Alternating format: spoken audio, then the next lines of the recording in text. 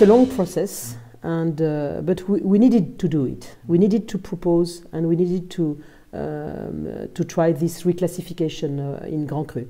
But we don't know when it will happen, and we don't know if it will be positive. But for me, it's a recognition of the quality of Pommard. And if we see in the history, in our history, our grandfathers decided to classify it in Grand Cru, but they were not interested. So that's why in 1935 it was not classified in Grand Cru.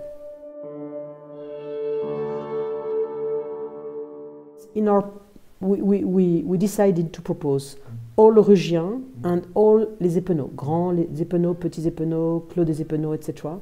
And we will see what happens. It's better to propose a larger, comment dirais-je, the total surface of les Eppenauds or les Ruggiens, and after we will see what it will be decided.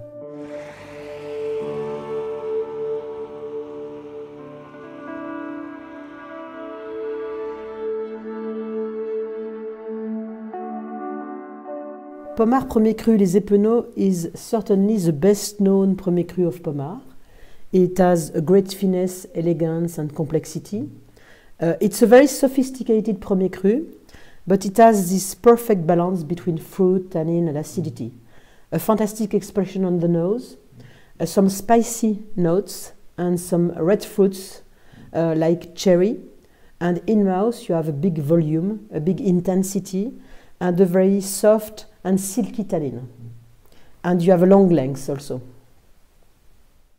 Historically, this Premier Cru was proposed in a Grand Cru classification, and I think the characteristic, the personality should be a Grand Cru, definitely.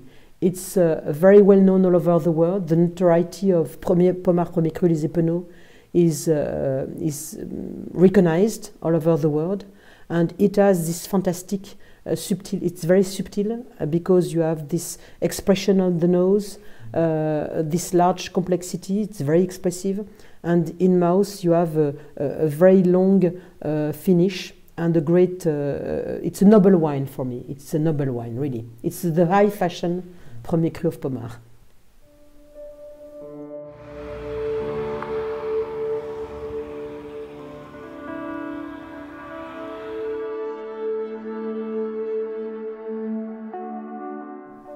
So you have a big part of clay. You know, in Pommard you have clay limestone, but on this part, on the north part, the Premier Cru of Pommard have more clay, depending the depth of clay. But this Premier Cru is a blend of les Grands Eppenauds and les Petits Eppenauds, which is two different parts of les Eppenauds.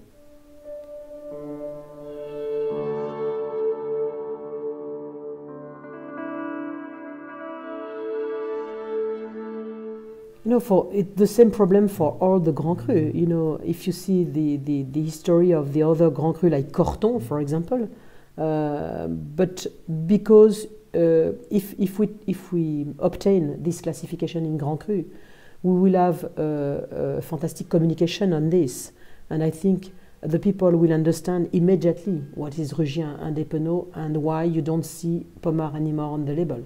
On the same proportion. So for me it's not a problem. It's not a problem. Definitely not.